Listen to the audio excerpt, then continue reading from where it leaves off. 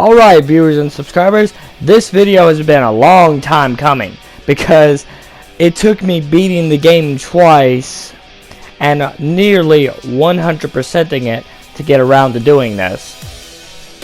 I had always planned on doing a review of this because this game is really good.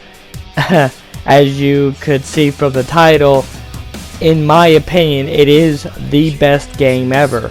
I play it often. It's quickly becoming one of my favorite games. I haven't got around to the DLC yet, which means it's gonna take a little while longer for me to review that. And you may have noticed that this video is a bit longer than my normal videos because I usually just try to keep it on around 20 minutes, but this one is almost 40 minutes, which I don't know how that's going to affect the uploading or whatever, but we'll see what happens. Another thing I want to get out of the way before I get started is I am doing a new part-time schedule. I am now doing part-time reviews, which is about the only thing I can do right now anyway. I'm going to be doing game reviews, movie reviews, wrestling, only the big 4 WWE pay-per-views. And as a bonus, anyone who watches me, you can ask what you want me to review. You can tell me what you want me to review, and you know, you can tell me what you want me to review, and I'll see if I can do it. I'll see if I can actually review it. I can only review WWE pay-per-views, by the way, because I don't have satellite, and I would need that to order other things. The only reason I can do WWE stuff is because it's basically because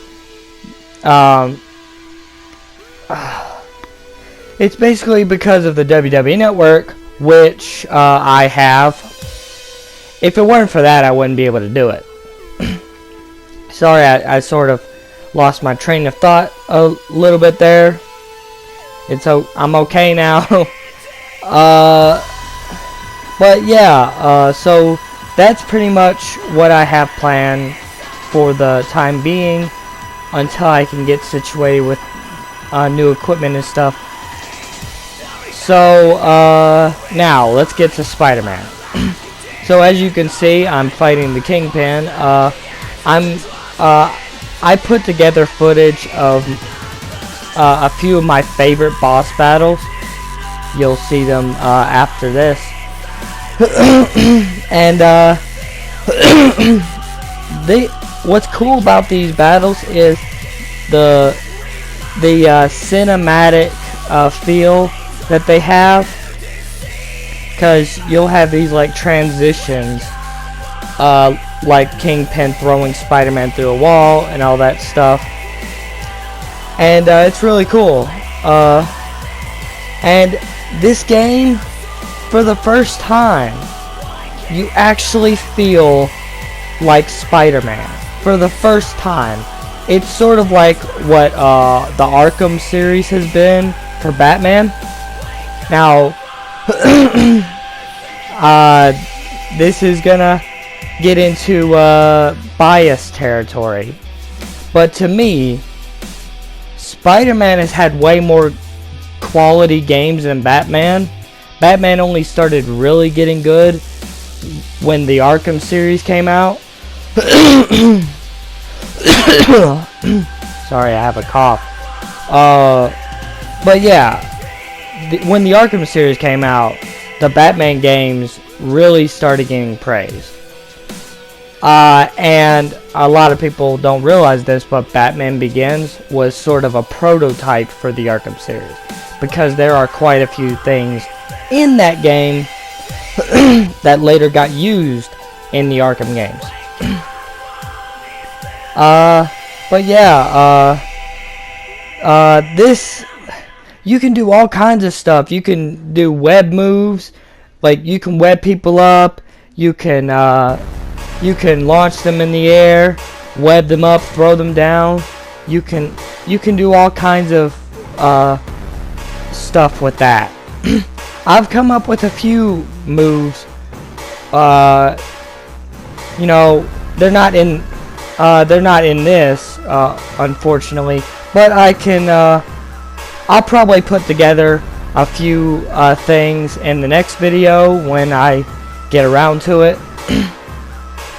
I'm probably going to have to split this up into 2 parts if I can't get everything out.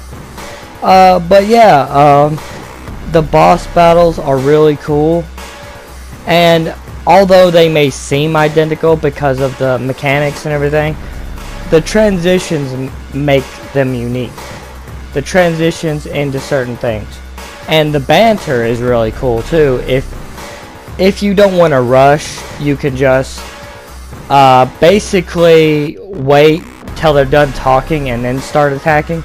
That's what I did in these, because not only am I using this footage for my review, I also use this footage for a private series that I made on my own. I edited a bunch of stuff together to make it look like a Spider-Man episode, and I pretty much have a full season on my hard drive. I don't know if anybody would actually be interested in watching that or not, but I have it. It's on my hard drive currently. But yeah, here's me chasing, you know, Shocker. Shocker is pretty cool looking on this game, and that was a nice little intro to Shocker. You know, I talked about Mysterio in my last video, of course. How he's not even in this game, which he isn't. They talk about him. They talk about him, which means he already exists. So you don't have to deal with the whole Spider-Man being framed and Mysterio pretending to be a hero. Everyone already knows Mysterio is a villain. So they'll probably have him in the second game, of course. Wouldn't be surprised, wouldn't be shocked, pun intended. But yeah, you know, there are quite a few great villains on here. You got Shocker, of course, Vulture, one of the more recently created ones, Mr. Negative, Scorpion, Rhino, Dr. Octopus, which I don't think anyone was surprised that Dr. Octopus was in this game, because the trailer kind of gave it away. Who else but Dr. Octopus could lead 6 supervillains the way he can? Who else? But yeah, it's a really good good introduction to the character. It shows you his descent into madness, basically. It shows you how he becomes Dr. Octopus, because he's actually one of the few villains on here that hasn't already been made. Because most of the villains on here, Spider-Man's already fought. Kingpin, like I said, Vulture and Scorpion and Rhino and all them. Mysterio sort of makes a cameo in this, but it's someone else dressed as him at a Halloween party. That's pretty funny. And also a little Easter egg. Someone actually dresses up as Rhino in his classic suit, his classic 60s outfit at that same Halloween party. That's pretty cool. You got classic Vulture, Lizard, which the Lizard isn't in this game either. You also got villains like Tombstone, and anyone who watched my last video will know that I'm about to actually fight Shocker now. Anyone who watched my last video will know that I talked about Taskmaster briefly. I talked about how he would have been a better villain in Spider-Man Far From Home, and I still believe that. But yeah, Taskmaster is an awesome villain. Although it's kind of frustrating how complicated his arc is.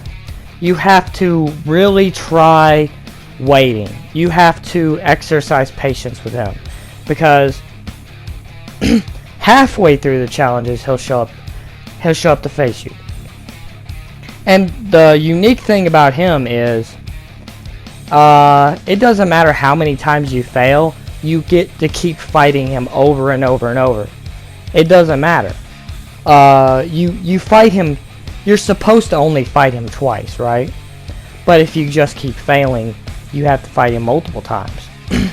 The final encounter is supposed to be when you've completed all of his challenges. But if you fail the second time, you'll have to redo one and then bring him back. I have defeated him multiple times. In my original run, I defeated him twice. In my current run, unfortunately, I was only able to defeat him once because I failed twice and then had to go back and beat him the third time. That's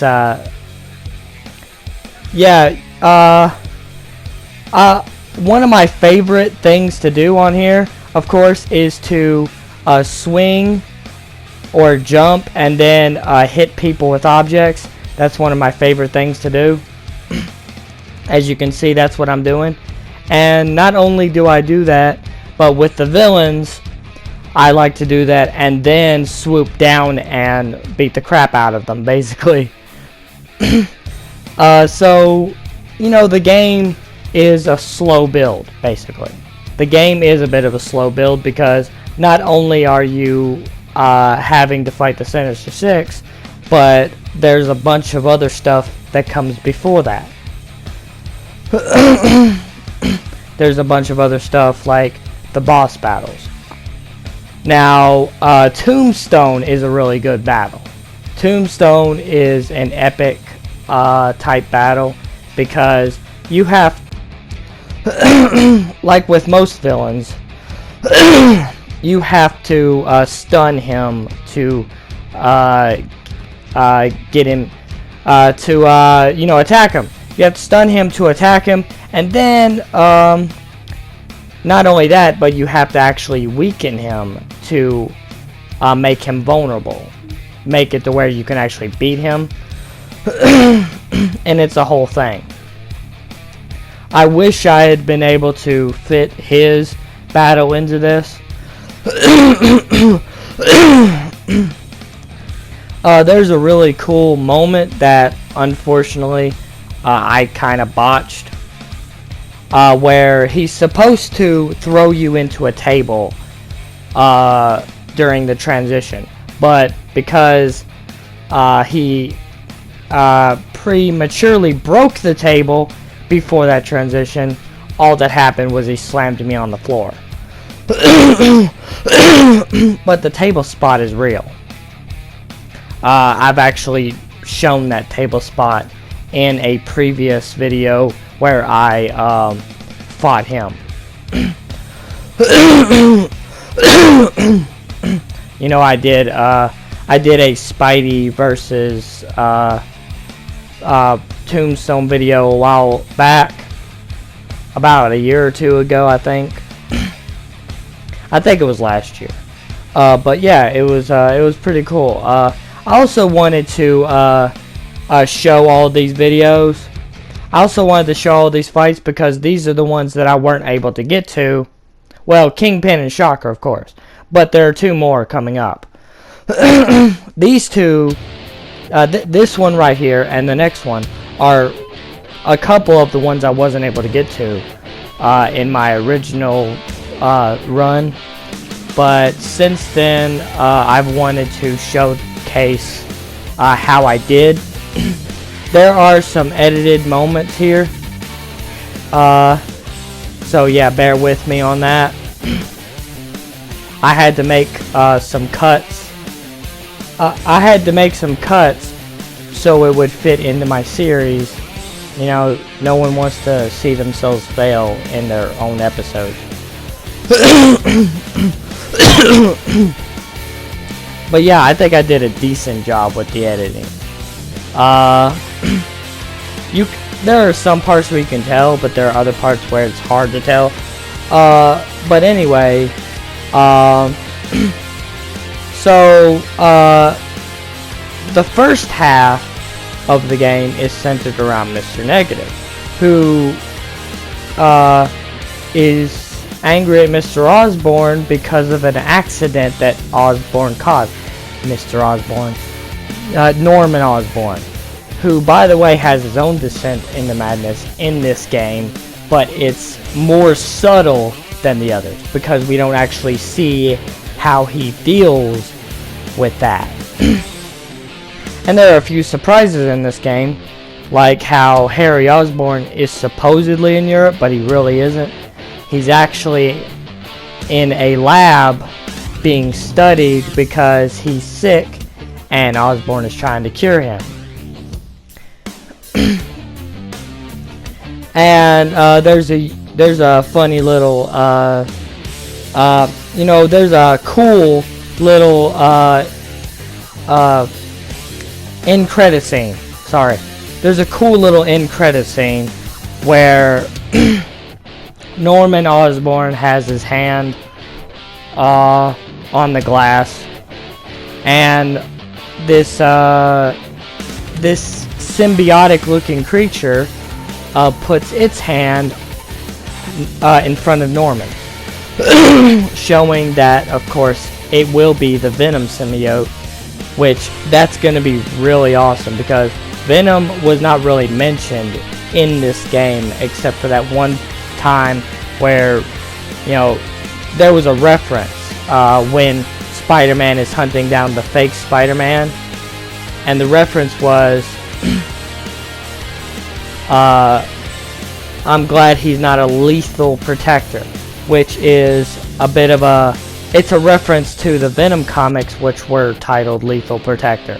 That's pretty cool. You know, Venom will exist, and so will the Green Goblin, hopefully. The Green Goblin, of course, is one of the most overused villains. They haven't showcased him in a while because he's so overused. He's almost like the Joker, except the Joker isn't everything. At least Marvel has the sense to stop with the Green Goblin appearances. Joker, not so much, because they think they can just rely on him as a villain every single time. That's what made the Arkham games so ridiculous, is when Origins started that, right? Origins had Joker as Black Mask. Yeah, Spider-Man told, Spider-Man, he tried to make a joke, a wisecrack to Vulture. You know, hey Adrian, it's me, Spider-Man. And Vulture didn't get the joke. But apparently Electro did. Yeah, Electro is a really cool villain. Yeah, Electro is like, Spider-Man, I must break you. Yeah, that's funny. No, but there's a lot of good banter in these fights. You know, it's pretty cool. And there are a ton of suits that you can choose from. One of my favorites is the one I'm currently using in my most recent run, the dark suit that you get from Black Cat. Black Cat is of course in the DLC, but this game is actually a prelude to that DLC because you have to hunt down her locations and everything, the heist locations, so to speak. And your reward for completing all these is a dark suit. That's pretty cool. If you 100% the game, I don't know why they would do this, but for some reason they thought a good reward for that would just be Spider-Man in his boxers. I don't understand that. But it has some MCU Spider-Man stuff, like the homemade suit and the Stark suit, and then it has the new ones, which I showcased in my last video. It has the new ones like the stealth suit and the brand new Stark suit that he made at the end of the movie. It's pretty cool. You know, I think it has the Scarlet Spider suit, Ghost Spider, a bunch of suits that the other games did not have, which is pretty cool. This suit right now that I'm playing around with, it's actually an original. It's an original suit made for the game. No other I don't think any other medium has shown this suit, which is pretty cool. When he first puts on the suit, that's my intro, but I have the Sam Raimi suit instead. I thought it would be cooler just to put Sam Raimi suit on when I did that. It's, you know, it's alright, you know. And that's the beauty of using SHAREfactory. You can edit stuff together and make your own little intros. That's pretty cool. And I've been using that intro for a while now. But yeah, got the Sam Raimi suit, of course. Don't have the symbiote suit because people would expect too much from that. People would think it would have the same kind of abilities, like enhanced. The one thing that I don't like about the suits is the suit power thing, right? That's the only extra thing that comes with it. In the old game, in one of the old games at least, you was able to mimic every single ability that the suit had. Like the 2001 suit, I forgot which year it was. The game, the Spider-Man game for N64 and PS1. That game was one of my favorites. It was one of my favorites simply because it had a good story, it had decent mechanics. Nothing like this game, of course, because they didn't have the technology back then. You know, it looked almost like the cartoon, except no one's mouth moved, which was it was irritating for me. Venom and Carnage were the only ones who had moving mouths, which is weird. But yeah, those. One of the really good things about that game, though, is the Spider-Man suits had unique abilities. Abilities like unlimited webbing, invincibility, stealth, which didn't work on the boss character because that would be too easy. But yeah, So it has quite a bit on here. It has an infinite amount of crimes to do. It's because when you complete all the crimes in a certain area, there are still crimes in that area. It almost feels like a real Spider-Man scenario where you're just patrolling, you're swinging around looking for crimes, and there's one right there. And it's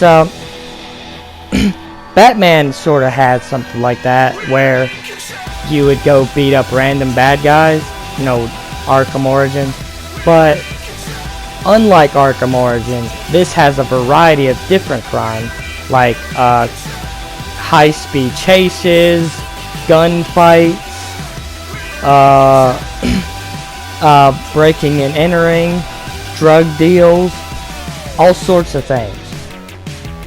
And I mean, I think the next one should incorporate stealth,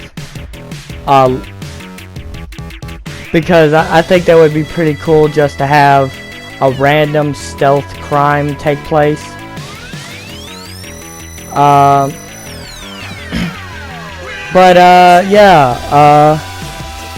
It has all kinds of crime stuff to do, side missions. Some are good, some are not. Screwball is a really weird side mission. Of course, you have to take pigeons back to this guy. His name is Howard, of course. And you know, it's a lot of fun. All the side quests, side missions, and all the main missions and stuff. But one major complaint about that is that there was only 2 side villains in this game. That would be Taskmaster and Tombstone. Which I'm fine with it being those 2, but I would have liked at least 1 or 2 more guys. But yeah, there are still quite a bit of villains in this. You know, there are still quite a bit of villains in this. A lot of good boss fights. This is one of the more unique ones, because not only do you battle Doc Ock on this rooftop, but you also battle him on the side of the building, which is pretty cool.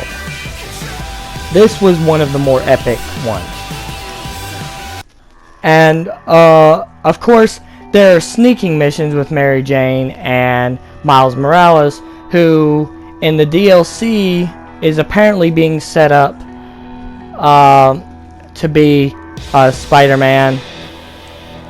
Now, I don't know if he's going to be Spider-Man or Kid Arachnid, but yeah, he's learning the ropes from Spider-Man. And the reason I know this is because I watched some footage from the DLC, which, you know, normally you're not supposed to do things like that, but I just couldn't bear to wait till I played the game. You know, that's on me. But it's a good. It seems like a good story, you know.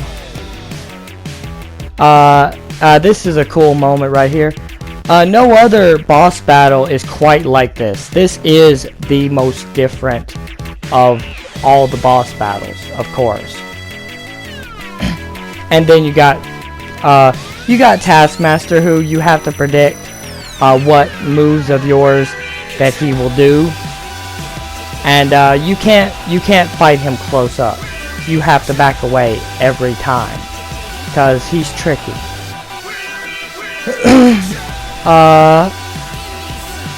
But yeah, Doc Ock, one of the more unique ones, one of the most unique boss battles in the entire game, which was it's an awesome take on it. You know, like, but one thing that really irritated me about the upgrade system, right? You have an upgrade system where you can You can, you know, manage your skills, your gadgets and stuff, which you have a lot of gadgets on here. Impact webs, regular webs, of course, electric webs,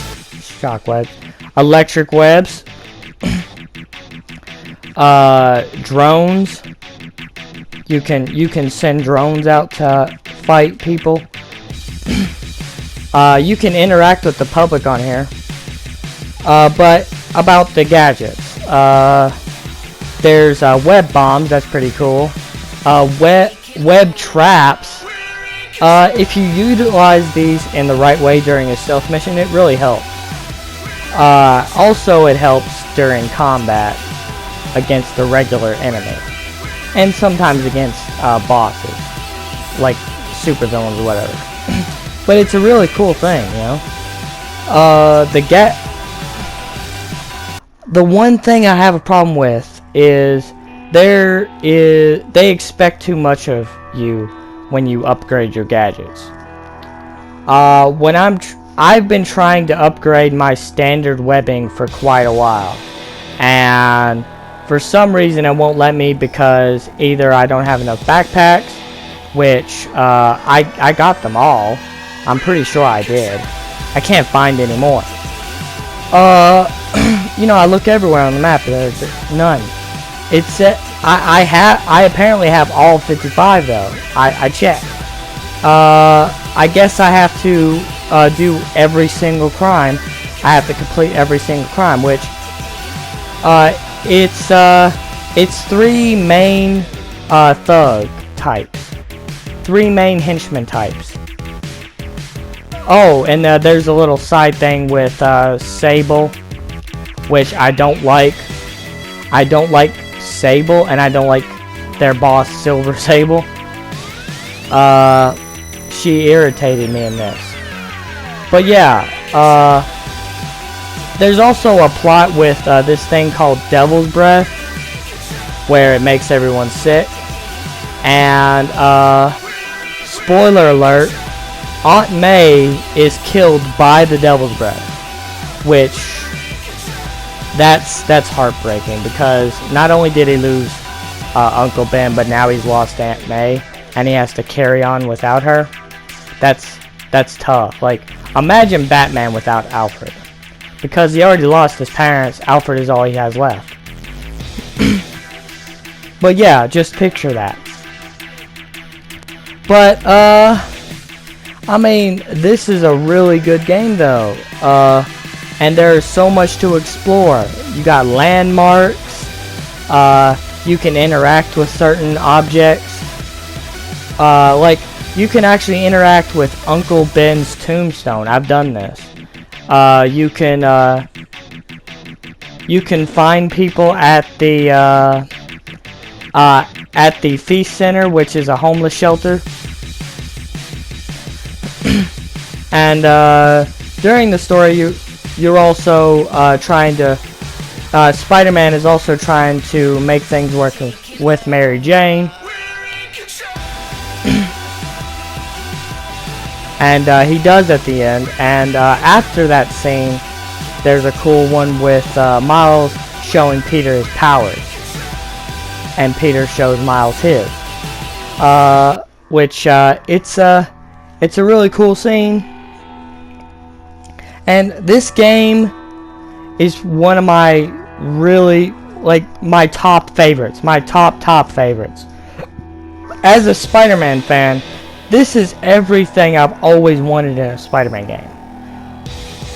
Just like Hulk Ultimate Destruction. Just like Arkham.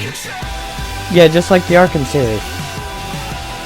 Everything you can imagine Spider-Man doing, that is exactly what he does in this game. Just about anything you can imagine him doing. Almost anything. Which they can't get it 100% accurate, but yeah, just about everything you can imagine him doing in this game. That's what he does. You know? Like I've already said, web attacks. You can do combos. This is a really cool fight moment. This is a really cool part of the thing, because a lot of the transitions aren't as unique as this. It's as soon as you transition, it's back to the standard beat down part, but in this, it's different. It's really cool to see this. Spider-Man and Doc Ock fighting on the side of a building. That's pretty cool. But of course, you know, Doc Ock's story was really tragic because Spider-Man really wanted to help him even after he went bad.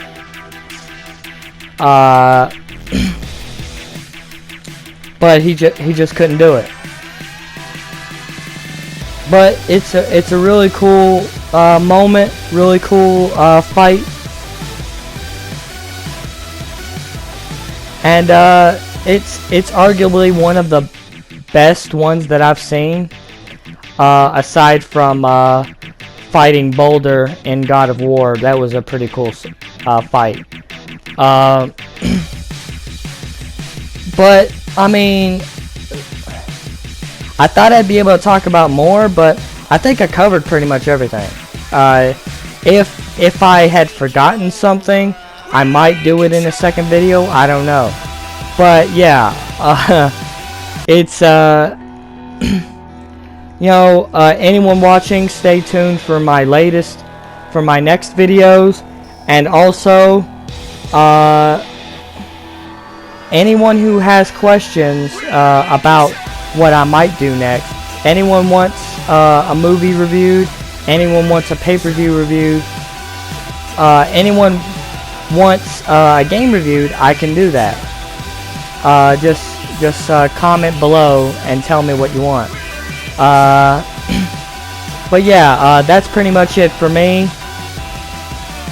If I think of something else to talk about for the main game, I will.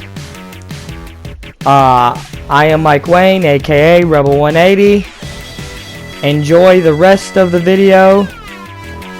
Please rate and comment, and so long for now.